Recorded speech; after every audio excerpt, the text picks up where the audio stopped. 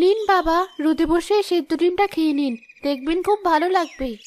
এ কি বৌমা, তুমি আবার সেদ্ধ ডিম আনলে কেন? জাকিরের হাতের অবস্থা তো এমনিতেও ভালো না, তার উপর বুড়ো বাপের জন্য রোজ রোজ ডিম কিনতে হবে নাকি? কি যে বলেন বাবা, আপনি তো অসুস্থ। ডাক্তার বলেছে ডিম দুধ খেলে আপনার শরীরটা তাড়াতাড়ি সুস্থ হয়ে উঠবে। নিন, কথা না বাড়িয়ে খেয়ে নিন। সত্যি বৌমা, তোমার বাবা তোমার একদম ঠিক নাম রেখেছে। তোমার নামও যেমন মায়া, তেমন তোমার মনেও অনেক মায়া। জাকির আমার বড় ভালো ছেলে, টাকার অভাবে ওকে ভালো করে পড়াতেও পারিনি, তবু আজ ওই আমার দেখাশোনা করছে। অথচ যেই ছেলেকে এত টাকা খরচ করে শহরে পড়ালাম, আর সেই ছেলে আমার ভালো মন্দের খোঁজটুকুও নেয় না। এই যে বাবা, সকাল হতে না হতে আমার বদনাম করতে বসেছো? তাহলে তো দেখছি আমার বউ ঠিক কথাই বলেছে। তাহলে এবার বিশ্বাস হলো তো? তোমার বড় ভাই আর তার বউ তো সারাদিন তোমার বাবার কান ভরায়, সবই সম্পত্তি পাওয়ার ধান্দা, বুঝলে তো? ছি ছি বোন, এসব তুই কি বলছিস? নাটক করো না তো, আমার সব জানা আছে। আহা ছোট বৌমা, ঝগড়া করছো কেন? কি বললেন বাবা? দেখো দেখো, তোমার বাবা আমাকে ঝগড়াটে বললো। না না, এই বাড়িতে আর আমি এক মুহূর্তও থাকবো না। আজই আমি বাবার বাড়ি চলে যাব। আহা বৌমা, আমি সেই কথা কখন বললাম? সকাল সকাল শুধু শুধু এসব কথা কেন হচ্ছে? না না, এসব আমি মানবো না। যে বাড়িতে আমার বউয়ের সম্মান নেই, সেই বাড়িতে আমিও থাকবো না। এমন কথা বলিস না বাবা, এই অসুস্থ বাবাকে ছেড়ে তোরা কোথায় যাবি? বেশ তো, এটাই যদি চাও তাহলে আজই তোমার সব সম্পত্তি আমাদের দুই ভাইকে ভাগ করে দাও। আজ যা হয়েছে তাতে কিছুতেই এই ভাই ভাবির সাথে আমি থাকতে পারবো না। এ কি বলছিস বাবা? আমি এমনিতেই দুদিন পর মরে যাব, তার আগে দুই সন্তানকে আলাদা হতে দেখবো? ছি ছি বাবা, আপনি শুধু শুধু মরার কথা কেন বলছেন? ঢং দেখে বাঁচি না। না বাবা, আমি এক কথার মানুষ। যদি আজ তুমি সম্পত্তি ভাগ করে না দাও, তাহলে আজই আমি আমার বউকে নিয়ে বেরিয়ে যাব। চলো সাথী। দেখলে তো কেমন দান মারলাম। এবার তোমার বাবার সম্পত্তি ভাগ না করে পারবেই না। সত্যি সাথী, তোমার কোনো জবাব নেই। আমি তো কোনো রাস্তাই খুঁজে পাচ্ছিলাম না। একটা ভালো ব্যবসা শুরু করব, তার জন্য তো টাকা দরকার। তুমি চিন্তা করো না, আমি তো আছি। তবে তুমি কিন্তু নরম হবে না। আরে ধর, টাকা আমার কাছে সবার আগে। শুধু শুধু নরম হতে যাব কেন? কি বলছো এসব? হ্যাঁ, আমি ঠিকই কথা বলছি। বাবা আজ রুবেলের কথায় খুব কষ্ট পেয়েছে। আমি তো কখনো এসব সম্পত্তির লোভ করিনি। আমি শুধু ভাই আর বাবাকে নিয়ে সুখে থাকতে চেয়েছিলাম, কিন্তু এখন তো দেখছি এই সম্পত্তি আমার সুখের পথে বাধা হয়ে আছে। আমারও কিছুই চাই না, তুমি বাবাকে বলো রুবেলের নামে সব লিখে দিতে। কিন্তু তোমার ভবিষ্যৎ, আর যদি আমার কিছু হয়ে যায়, তাহলে যে তোমাকে পথে বসতে হবে। কিসব অলক্ষণে কথা বলছো? তুমি যদি না থাকো তাহলে এই সম্পত্তি আমার চাই না। সত্যি মায়া, এই যুগে এসো তোমার মতো স্ত্রী পেয়ে আমি ধন্য। আচ্ছা বেশ, আমি এখনই বাবার ঘরে যাচ্ছি।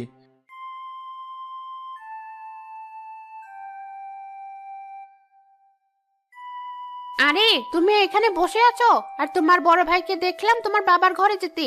নিশ্চিত সব নিজের ভাগে নেওয়ার ধান্দা। তাড়াতাড়ি যাও। কে বলছ? না না, তাহলে তো আমাকে যেতেই হচ্ছে।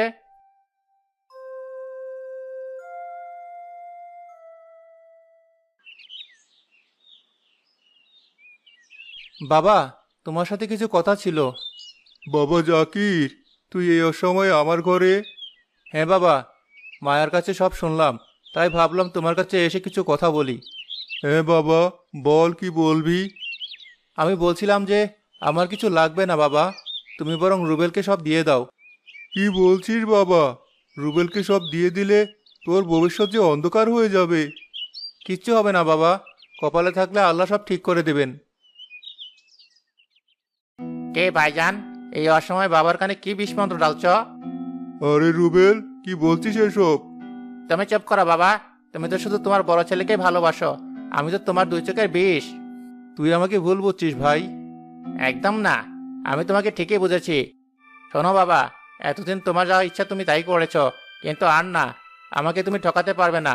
আমি আমার ন্যায্য অধিকার চাই। সত্যি, তোদের দুই ভাইকে দেখে আমি অবাক হচ্ছি। তোর বড় ভাই এসেছে সবকিছু তোর নামে লিখে দেওয়ার কথা বলতে, আর তুই কিনা ভাবছিস ও আর আমি তোকে ঠকাচ্ছি। ওসব ভালো সাজা নাটক অনেক দেখেছি, আর না। তাছাড়া আমি তো বড় ভাইকে ঠকাতে বলছি না। এতে তো গ্রামের লোকেরও আমাকে কম কথা শোনাবে না। না ভাই, আমার কিছু লাগবে না।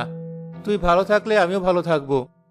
তাছাড়া ভাইজান যখন এতই ভালো স্বাস্থ্য চাইছেন, তার যখন কিছুই লাগবে না, তাহলে ওই যে তেঁতুল গাছের ওখানকার জমিটাই ভাইজানকে দিন। তিনি না হয় সেখানে বাড়ি করে থাকবে, বাদবাকি আমার নামে লিখে দিন। সে কি? ও ওখানে কেন বাড়ি করবে? আমাদের তো এই বাড়িটা আছেই। আজ আছে, কাল বাঘ হয়ে যাওয়ার পর তো আর থাকবে না। তাছাড়া বাগাবাগি পর কখনো দুই ভাই একসাথে থাকতে পারে নাকি? বেশ বাবা, তুমি তাই করো। ভাই যখন বলছে, আমি না হয় ওখানে বাড়ি করব। কি হলো বাবা, তুমি কিছু বলছো না কেন?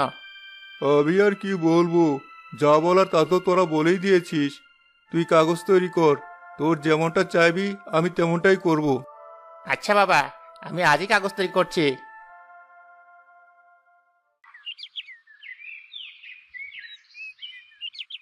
না না, এতগুলো টাকা তো আর আমি তোমাকে মুখের কথায় দিতে পারি না। আহা সালমান ভাই, আপনি শুধু শুধু চিন্তা করছেন কেন? এই দেখেন, আমার সব কাগজ তৈরি হয়ে গেছে। বাবা একবার সই করে দিলেই সব জমি জমা আমার নামে। বেশ তো, আগে কাগজ তৈরি করো, তারপর না হয় এগুলো আমার কাছে বন্ধক দিলে আমি টাকাটা দিয়ে দেব। আচ্ছা ভাই, তাই হবে। তবে হ্যাঁ রুবেল, সময় কিন্তু আগের কথা মতোই থাকবে। 7 দিনের মধ্যে টাকা না দিলে সব জমি জমা কিন্তু আমার। কি যে বলো না সালমান ভাই, আমি হলাম শিক্ষিত মানুষ, শহর থেকে লেখাপড়া শিখে এসেছি। আর যে ব্যবসা করব ভেবেছি সেখানে শুধু টাকা আর টাকা। ওই 7 দিনে তোমার ডাবল টাকা আমি উঠিয়ে ফেলবো। সে তুমিই জানো, আমি শুধু আমার কথাটা জানিয়ে রাখলাম। এবার চলি।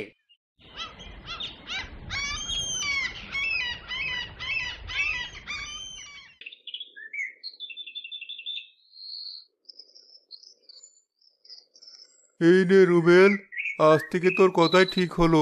সব জমি জমা এমনকি এই বাড়িটাও আজ থেকে তোর। তবে হ্যাঁ বাবা, একটা কথা মনে রাখিস, এই আমার বাপ দাদার ভিটে, এটা যেন হাতছাড়া না হয়।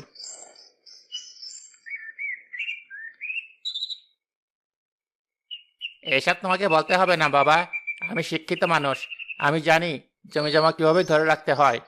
ওই কথাটা বললে না? আবার কি কথা বৌমা? যখন বাগবাটোয়ারা হয়েই গেছে, তাহলে দেরি না করে ভাইজান না হয় তেঁতুল তলাতে একটা বাড়ি বানাক। এ নিয়ে তোকে চিন্তা করতে হবে না ভাই। আমি আজই তোর ভাবিকে নিয়ে চলে যাচ্ছি। তাছাড়া আমি মূর্খ সূর্খ মানুষ, একচালা টিনের ঘর আমি একা হাতেই তুলে নিতে পারবো। ছি ছি রুবেল, এই তো শিক্ষা। শুনুন বাবা, আপনার যখন ছোট ছেলেকে এতই অপছন্দ, তাহলে আপনি এবার এখানে কেন থাকবেন? যান না, বড় ছেলের কাছে গিয়ে থাকুন। ছোট বৌমা, ধমকাচ্ছ কেন বাবা? ও তো ঠিক কথাই বলেছে। আমার কাছে থাকবে আর আমারই বদনাম করবে, এটা তো আর আমার বউ সহ্য করবে না, তাই না? আচ্ছা ভাই, বাবাকে আমরা আমাদের সাথে নিয়ে যাব, তবুও তোমরা ঝামেলা করো না। হ্যাঁ বাবা, কাঁচা ঘরে থাকতে তোমার হয়তো কষ্ট হবে, কিন্তু বাবা, তোমার এই বড় ছেলে যতক্ষণ বেঁচে আছে তোমাকে না খেয়ে থাকতে হবে না। হে বাবা, তাই নিয়ে চল। এখানে থাকলে আমিও যে দম বন্ধ হয়ে মরে যাব। হ্যাঁ হ্যাঁ, তাই যান, যত সব। চলো বাবা, আমার সাথে চলো।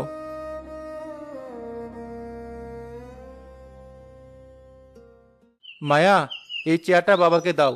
অনেকটা পথ হেঁটে এসেছে, বাবার হয়তো ক্লান্ত লাগছে। গাছের নিচে ছায়া বসলে বাবার আরাম হবে। আর আমার আরাম?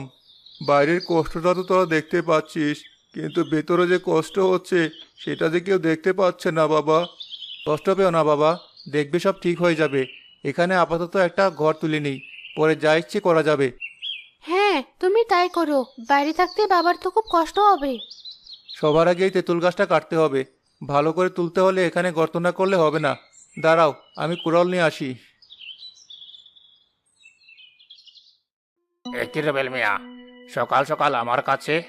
হ্যাঁ সালমান ভাই, এই দেখো সব কাগজ রেডি। এবার তো আর তোমার কোনো বাধা নেই। কই দেখে দেখি। বাহ, সবই তো ঠিক আছে দেখছি। হ্যাঁ ভাই, কাগজটা হাতে পেয়ে সোজা তোমার কাছে চলে এসেছি। শুভ কাজে তো বেশি দেরি করতে নেই, তাই না? হ্যাঁ, তা তো বটেই। আচ্ছা বেশ, তুমি বসো, আমি টাকাগুলো নিয়ে আসছি। ভালো করে গুনে নাও, যা চেয়েছো তাই আছে। তবে হ্যাঁ, আমার সেই একই কথা, সময় মতো টাকাটা শোধ না দিলে আমি কিন্তু তোমার সব জমি জমা নিয়ে নেব। আহা সালমান ভাই, এক কথা তোমাকে বারবার বলতে হবে না। আমি তো বলেছি 7 দিনের মধ্যে আমি তোমার সব টাকা ফিরিয়ে দেব। বেশ, তাহলে ওই কথাই রইল।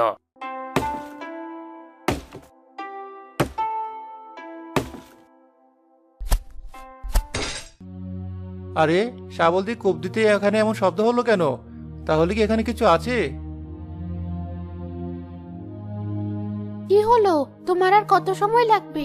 ওদিকে তো টিন সব চলে এসেছে। এই তো হয়ে এসেছে। খুঁটি পুঁততে ভালো করে গর্ত করছিলাম, কিন্তু দেখো না, এখানে শাবল ফেলতে কেমন শব্দ হলো।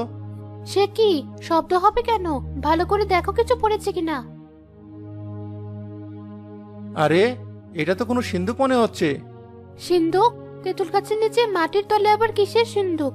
ভালো করে দেখো তো।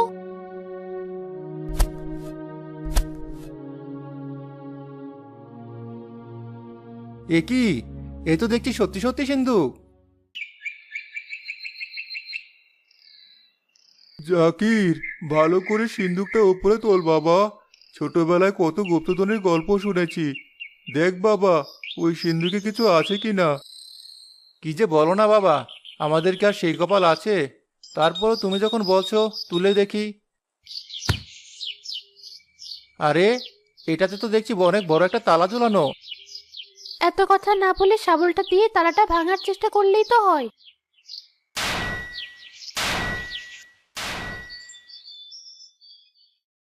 এই দেখো সাথী, সালমান ভাই থেকে টাকাগুলো নিয়ে এলাম। এত টাকা?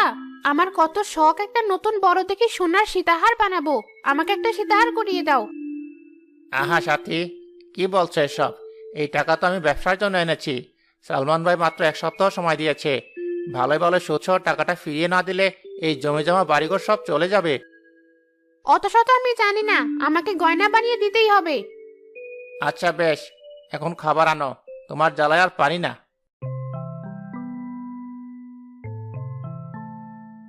এ কি? এসব কি দেখছি? হায় আল্লাহ, তুমি সত্যিই মহান। তুমি সত্যি আজ আমার ছেলেকে গুপ্তধন দিলে। দেখলি তো বাবা, রাখে আল্লাহ তো মারে কে। আজ হয়তো আমি আর রুবেল তোকে ঠকিয়েছি, কিন্তু আল্লাহ ঠিকই তোর দিকে মুখ তুলে চেয়েছেন। এসব কি বলছো বাবা? ঠিকই বলছি রে বাবা। যা বাবা, এখান থেকে কিছুটা বিক্রি করে তুই ভালো ব্যবসা শুরু কর। মায়া, এই সীতাহারটা তুমি রাখো। আমি তো তোমাকে কখনো কোনো গয়না করে দিতে পারিনি, তাই এটা রাখো। না না, আমার কিছু লাগবে না। বাবা যা বললো তাই করো। আগে তুমি ব্যবসাটা ঠিক করো। আচ্ছা, তাই হবে। আর হ্যাঁ বাবা, তাহলে আর এখানে টিনের ঘর উঠবে না, এখানে বিল্ডিং এ উঠবে। আমি এখনই বাজারে যাচ্ছি।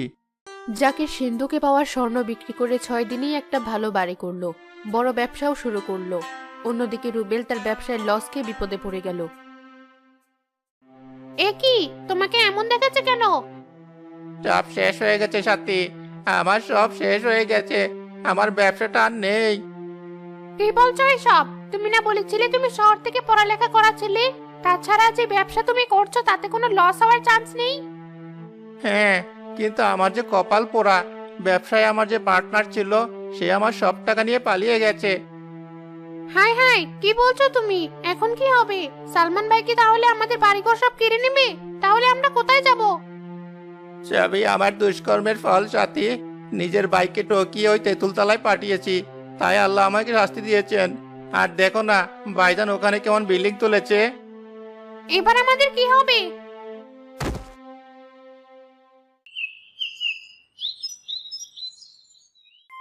সালমান ভাই, আমাকে আর কিছুদিন সময় দিন ভাই।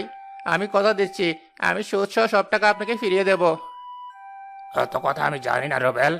আমি বারবার তোমাকে বলেছিলাম 7 দিনে সব টাকা ফিরিয়ে না দিলে ওই জমি বাড়ি সব আমার। জাকির বাজারের দিকে যাচ্ছিল, তখনই সালমান আর রুবেলের কথা শুনে দাঁড়িয়ে যায়।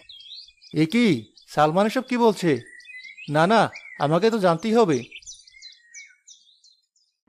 আসলে ভাই, আমি একটা বড় বিপদে পড়েছি। আমাকে আর 2 দিন সময় দিন। সেসব তোমার আগেই ভাবা উচিত ছিল। দেখো ভাই, আমি তো আর টাকশাল খুলে বসে নেই। সময় মতো যদি টাকাটা না দিতে পারো, তাহলে তো কথা মতো জমি বাড়ি আমাকে দিয়ে দিতে হবে। আমার একটাই কথা, কাল সকালে আমি তোমার বাড়িতে যাব। যদি টাকা দিতে পারো ভালো কথা, নইলে বাড়ি জমি সব আমার, এই আমি বলে দিলাম। হাই আল্লাহ, এ তুমি আমার কি করলে? এতগুলো টাকা আমি কোথায় পাবো? না পেলে যে আমি সব হারিয়ে ফেলবো, মাথার উপর চারটুকু থাকবে না। আহারে, আমার ভাইটা কত কষ্ট পাচ্ছে। না না, এই কষ্ট আমি চোখে দেখতে পারছি না। আমাকে কিছু করতেই হবে।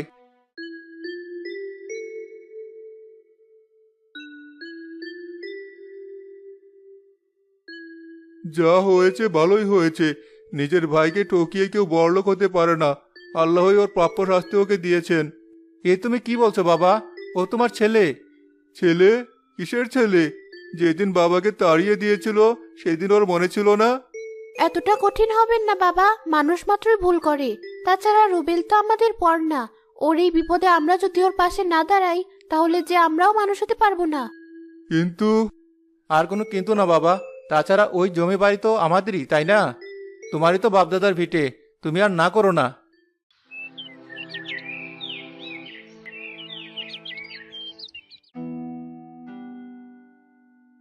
বেশ তো, টাকা যখন দিতে পারবে না, তাহলে এখন এই বাড়ি থেকে বেরিয়ে যাও।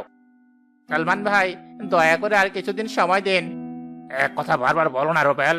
আমি তোমাকে অনেকবার বলেছি, টাকা না দিলে এই বাড়ি তোমাকে ছাড়তেই হবে। কে বলেছে ও টাকা ফেরত দিতে পারবে না? ওর বড় ভাই থাকতে কেউ ওকে ওই বাড়ি থেকে বের করতে পারবে না। ভাইজান, তুমি দেখ রুবেল, কাকে তুই বাড়ি থেকে বের করেছিলি, আর সেই তোকে বাঁচাতে এসেছে। বলো সালমান, আমার ভাই তোমার থেকে কত টাকা পায়? মানে জাকির ভাই, তুমি সত্যি সব টাকা ফিরিয়ে দেবে? হ্যাঁ, তুমি বলো কত টাকা। মানে 5 লাখ টাকা। এই ধরো, এখানে 6 লাখ টাকা আছে। সুদ সহ তুমি তোমার টাকা পেয়ে গেছো। এবার এই বাড়ি থেকে চলে যাও।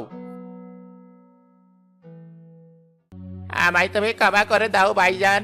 আমি তোমাকে এই বাড়ির জমি থেকে বঞ্চিত করেছি, অথচ আজ তুমি আমাকে এই বাড়ি জমি আবার ফিরিয়ে দিলে। আমাকে ক্ষমা করে দাও। তুমিও আমাকে ক্ষমা করে দাও ভাবি। ছি ছি সাথী, তুই তো আমার বোনের মতো। বোনকে বোনের কাছে ক্ষমা চায়? একদম ঠিক। শোন ভাই, তুই ছোট মানুষ, তুই ভুল করতেই পারিস, কিন্তু আজ যে তুই নিজের ভুল বুঝতে পেরেছিস, এতে আমি খুশি। সত্যি ভাইজান, তোমার মন অনেক বড়। আজ থেকে আর আলাদা না, আমরা দুই ভাই একসাথে এই বাড়িতেই থাকবো। আহা, এই দৃশ্য চোখে দেখেও শান্তি। আমার দুই ছেলে আজ এক হয়েছে। আজ আমার মৃত্যু হলেও কোনো দুঃখ নেই। সে বাবা, এ কথা বলো না। আমি তোমাকে অনেক কষ্ট দিয়েছি, তুমিও আমাকে ক্ষমা করে দিও বাবা।